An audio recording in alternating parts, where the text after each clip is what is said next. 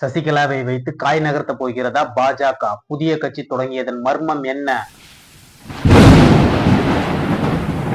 அம்மையார் ஜெயலலிதா அவர்களே அப்போலோவில் அனுமதிக்கப்பட்டது முதல் இன்று வரை நடந்ததை பொது வழியில் போட்டு உடைத்தார் சசிகலா. என்ன நடக்கிறது தமிழக அரசியலில்? வாங்க இந்த வீடியோவில் பார்க்கலாம். அதற்கு முன்பாக நமது சேனலை சப்ஸ்கிரைப் செய்து கொள்ளுங்கள். அன்பு தமிழ் நெஞ்சங்களுக்கு அன்பு வணக்கம்.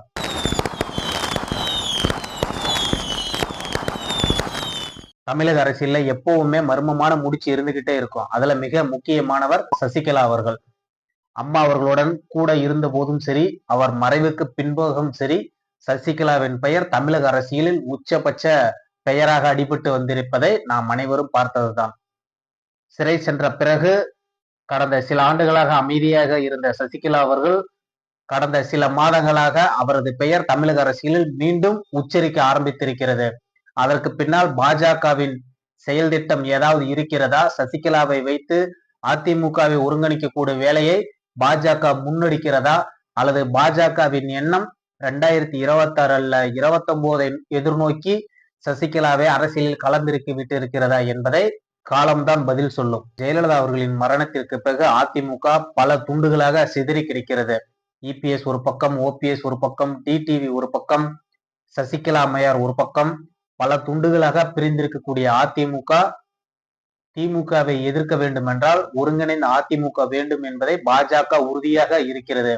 அதில் ஒருங்கிணைக்கக்கூடிய வேலையை தான் பாஜக மறைமுகமாகவோ நேரடியாகவோ செய்து கொண்டு வருகிறது.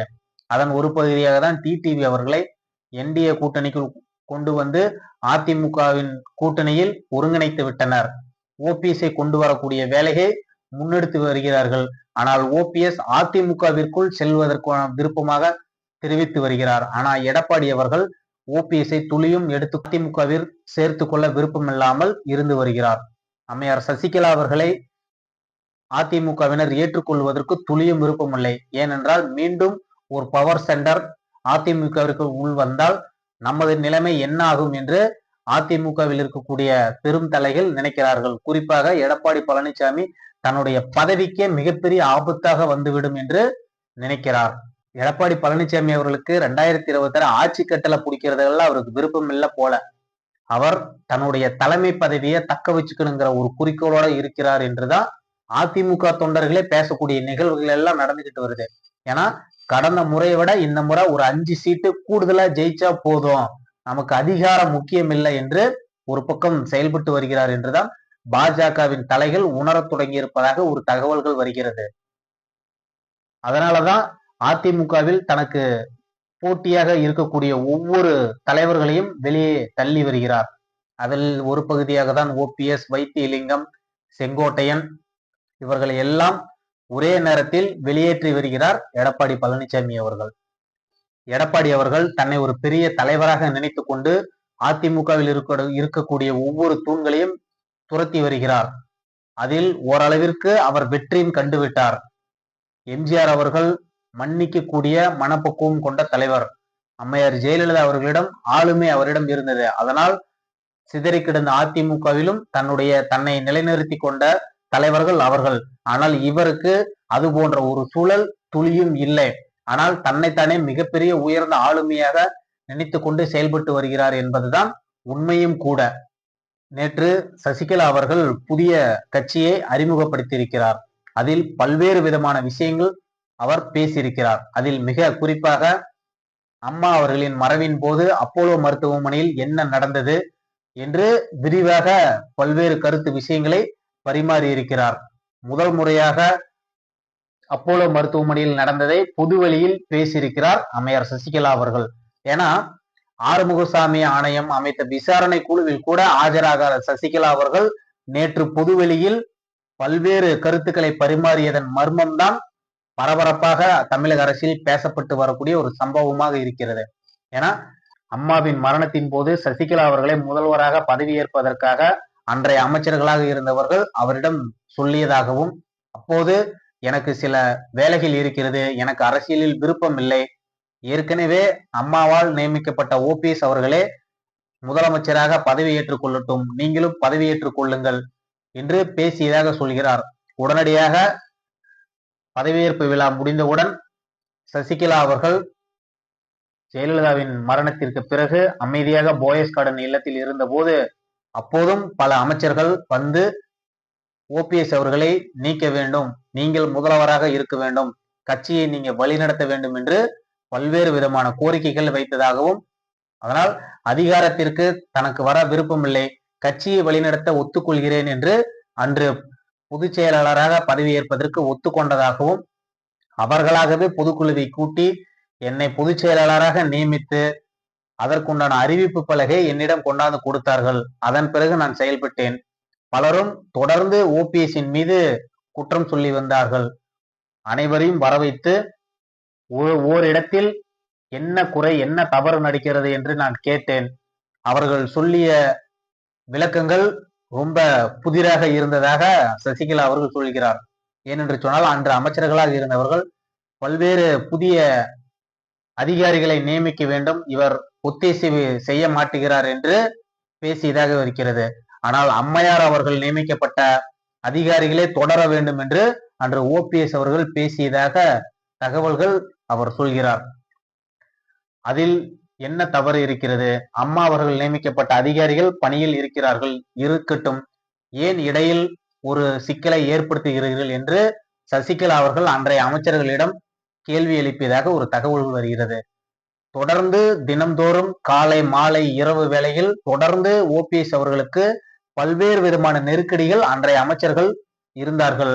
நான் திரு செங்கோட்டையன் அவர்களுக்கு மட்டும்தான் அமைச்சரவையில் சேர்த்து கொள்வதற்கு சொல்லினேன், மற்றபடி மீதி இருக்கக்கூடிய நிர்வாகம் அப்படியே தொடர வேண்டும் என்று சசிகலா அவர்கள் விரும்பியதாக சொல்கிறார். இருந்தாலும் இவர்களுடைய தொந்தரவு ஓபிஎஸ் அவர்களுக்கு நாளுக்கு நாள் நெருக்கடி அதிகம் கொடுப்பதை கண்டு நானே முதல்வராக இருப்பதற்கு சம்மதம் தெரிவித்தேன்.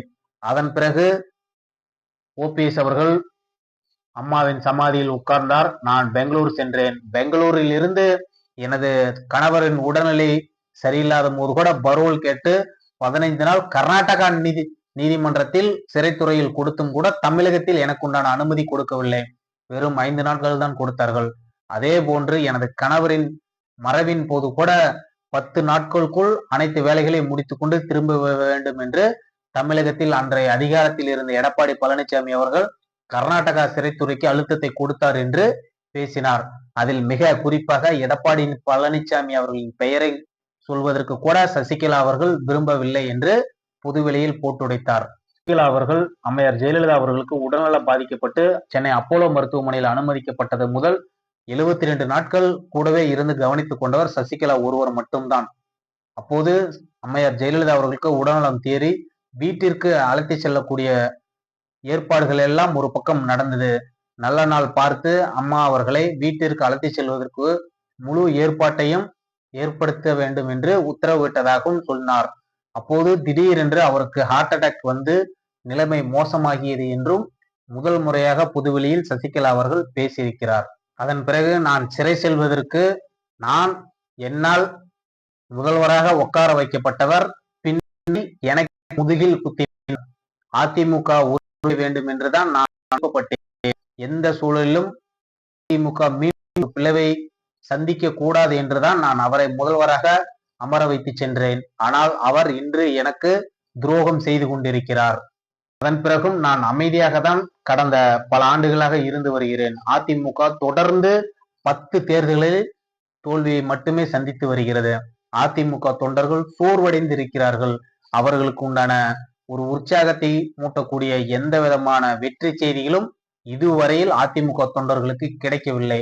அதிமுகவை ஒருங்கிணைக்க வேண்டும் என்றுதான் நான் செயல்பட்டு வந்தேன். ஆனால் அது கைகூடாத நிலைமையில்தான் இன்று ஒரு புதிய ஒரு முடிவை எடுக்கிறேன் என்று சசிகலா அவர்கள் நேற்று பேசினார். மட்டுமல்லாமல் ஓபிஎஸ் எந்தவித தவறும் அவர் செய்யவில்லை.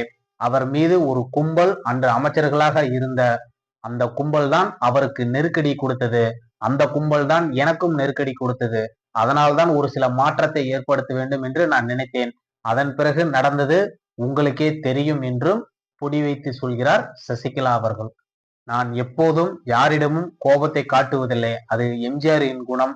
எம்ஜிஆரை பார்த்து அம்மாவிடம் பார்த்து வளர்க்கப்பட்ட நான் கோபத்தை எப்போதும் காட்டவில்லை. என்னுடைய கோபம் அதிமுக சிதறி கிடைக்கும் ஒருங்கிணைய வேண்டும், அதற்குண்டான வேலையை தான் நான் செய்வேன் என்று பேசியிருக்கிறார். திருமதி சசிகலா அதிமுகவில் பொதுச் செயலாளர் என்றுதான் நேற்று வரையிலும் அவரது லெட்டர் பேடாக இருக்கட்டும், அதிமுக குடிபுரிந்த வாகனத்தை மட்டும்தான் பயணித்து வந்தார். அது மட்டுமல்லாமல் தன்னுடைய வழக்கையும் நடத்தி கொண்டிருந்தார். ஆனால் நேற்று திடீரென்று ஒரு முடிவை சசிகலா அவர்கள் எடுத்திருக்கிறார். புதிய கட்சியை தொடங்கியிருக்கிறார். இந்த கட்சியின் கொடியில் அறிமுக விழாவில் கூட ஒரு பக்கம் அண்ணா, எம்ஜிஆர், அம்மா இவர்கள் மூவருடைய படத்தையும் போட்டு கருப்பு, வெள்ளை, சிகப்பு என்று தன்னுடைய கொடியை அறிமுகம் செய்திருக்கிறார் சசிகலா அவர்கள். விரைவில் கட்சியின் பெயரை அறிவிப்பேன் என்றும் சொல்கிறார். இதற்கு பின்னால் தான் தென் தமிழகத்தில் இருக்கக்கூடிய முக்குளத்தர் வாக்குகளை ஒருங்கிணைப்பதற்காக பாஜக ஒரு முயற்சி எடுக்கிறதா என்ற ஒரு சந்தேகம் நமக்கு எழுகிறது. பாஜக 2029 தமிழகத்தில் ஒரு குறிப்பிடத்தக்க இடங்களை பெற வேண்டும் என்ற ஒரு வேலையில் வேண்கையில் தான் பயணித்து வருகிறது. அதன் ஒரு பகுதியாக தான் டிடிவி அவர்களையும் சசிகலா அம்மையார் அவர்களையும் ஓபிஎஸ் அவர்களையும் ஓரணியில் இணைப்பதற்குண்டான ஒரு மறைமுக வேலையை பாஜக செய்து கொண்டிருக்கிறது என்று தமிழக மக்கள் எண்ணுகிறார்கள். சசிகலா ஒரு காய் அல்ல, அவர் ஒரு ஆட்டக்காரர். கடந்த காலங்களில் அதிமுகவில் ஆடிய ஆட்டங்களை இன்று களத்தில் ஆட தயாராகிறார் சசிகலா அவர்கள். டெல்லியின் காய் நகரத்தில் சசிகலா எந்த இடத்தில் இருக்கிறார் என்பது விரைவில் நமக்கு தெரிந்துவிடும். சசிகலாவின் ஆட்டம் எதுவரை செல்கிறது என்று நாம் பொறுத்திருந்துதான் பார்க்க வேண்டும். நன்றி, வணக்கம்.